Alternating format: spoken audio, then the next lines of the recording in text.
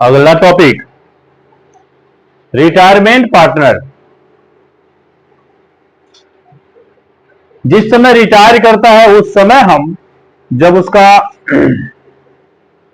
Part payment नहीं करते हैं तो उसके पार्ट को लोन अकाउंट में ट्रांसफर करते हैं और ट्रांसफर किए गए अमाउंट को निश्चित ब्याज प्रतिशत के साथ लोन अकाउंट के माध्यम से पेमेंट करते हैं। और ये टॉपिक बिहार बोर्ड और सीबीएसई दोनों के लिए महत्वपूर्ण है। देखें रिटायरमेंट चैप्टर का क्वेश्चन नंबर 30। यहां पे पार्टनर एक्स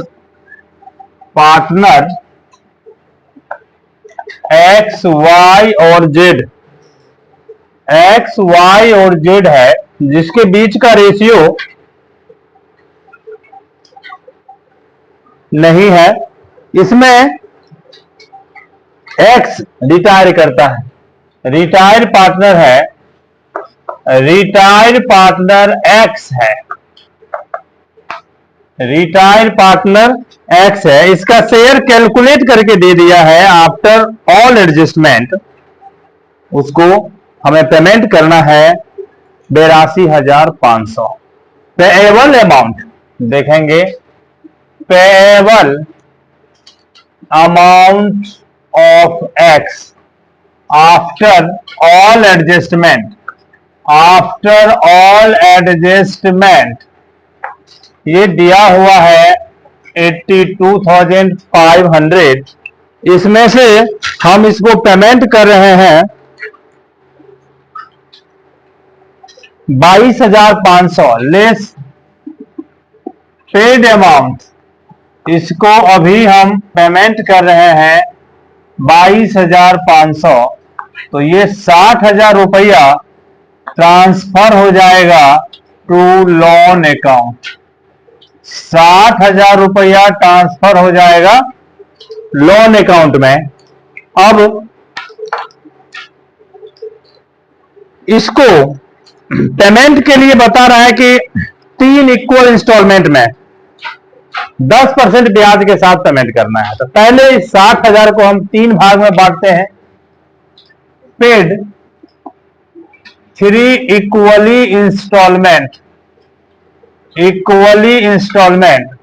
तो each instalment is equal to 60,000 में 3 से डिवाइड कर दें तो कितना शेयर बनता है 20,000।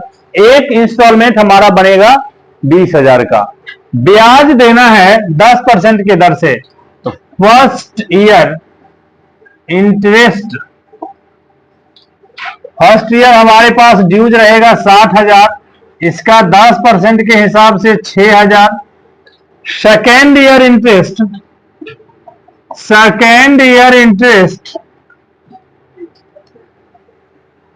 60,000 में से जब हम पहला किस्त दे देंगे तो बचेगा कितना?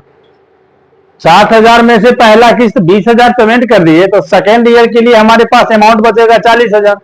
तो सेकेंड ईयर इंटरेस्ट निकलेगा 40,000 का 10% इजिकल टू 4,000। और थर्ड ईयर के लिए क्या अमाउंट बचेगा? 40,000 जो अभी बचा था उसमें से हम एक किस्त और दे दिए 20,000 का। तो अब हमारे पास बच गया 20,000, इसका 10% के हिसाब से 2,000। अब हम एक्स लोन अकाउंट तैयार करेंगे। Date particular JF amount, date particular JF और अमाउंट। यहां ध्यान दें, कैपिटल अकाउंट जब हम बनाते हैं तो कैपिटल अकाउंट का बैलेंस डीआर भाग में आता है। इस बैलेंस को हम लोन अकाउंट में जब ट्रांसफर करेंगे किसी भी क्वेश्चन में, कैपिटल अकाउंट के बैलेंस को जब लोन अकाउंट में ट्रांसफर करते हैं तो डेबिट का बैलेंस वहां लोन अकाउंट में जाके क्रेडिट में लिखाएगा। तो यहां लिखाएगा बाय बैलेंस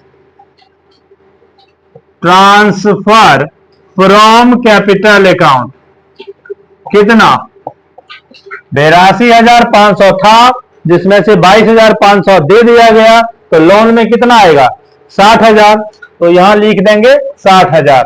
पहला ईयर का ब्याज 6,000 बाय इंटरेस्ट अकाउंट 6,000, इसका डेट हो जाएगा फर्स्ट ईयर। इधर पेमेंट करेंगे फर्स्ट ईयर में, पेमेंट अमाउंट हमारा कितना हो जाएगा 20,000 का बेस प्राइस और 6,000 का ब्याज, तो 20 और 6 26,000। टू कैश अकाउंट हम पेमेंट करेंगे 26,000। 66,000 में से 26,000 लेस कर दें तो हमारा बैलेंस बचेगा 40,000 टू बैलेंस सीडी। ये सेकेंड ईयर में आ जाएगा। By balance BD 40,000, second year का इंटरेस्ट यहां इंक्लूड कर देंगे। Interest account 4,000, total value 44,000। Second year के लिए हमारा पेड अमाउंट क्या हो जाएगा to cash account, base price 20,000 और ब्याज का 4,000 इजकल टू 24,000। 44,000 में से 24,000 माइनस हो जाएगा, तो अब हमारे पास ड्यूज बच जाएगा 20,000। थर्ड ईयर में by balance B 20,000, third year का interest 4,000, sorry third year 2,000, total 22,000। Third year में हम पेमेंट कर देंगे टू कैश अकाउंट 22,000, और इस तरह से हम लोन अकाउंट के माध्यम से रिटायर पार्टनर को पेमेंट करेंगे। एक बार फिर से देख लें, एक्स रिटायर करता है, रिटायर के समय जब सारा अकाउंट तैयार किया गया सारा कुछ के बाद 82,500 इसका बना, जिसमें से 22,500 पेमेंट किया गया, 60,000 ड्यू रह गया। इसको 10% ब्याज के साथ 3 किस्त में पेमेंट करना है, तो 3 भाग में बांट दिया गया, तो एक भाग आया 20,000। पहला साल पूरे 60,000 पर हम ब्याज निकालेंगे। दूसरा साल पहला किस्त जो हम बेस प्राइस 20,000 पेमेंट कर दिए, तो बचा 40,000 इसका ब्याज। तीसरा साल फिर दूसरा किस्त पेमेंट कर दिए, तो हमारे पास बचा 20,000, इसका ब्याज 2,000, और इसको इस सिस्टम में लेके अकाउंट में डाल दिया। ठीक है, तो ये सवाल सीबीएसई और बिहार बोर्ड दोनों के लिए भी हो जाता है।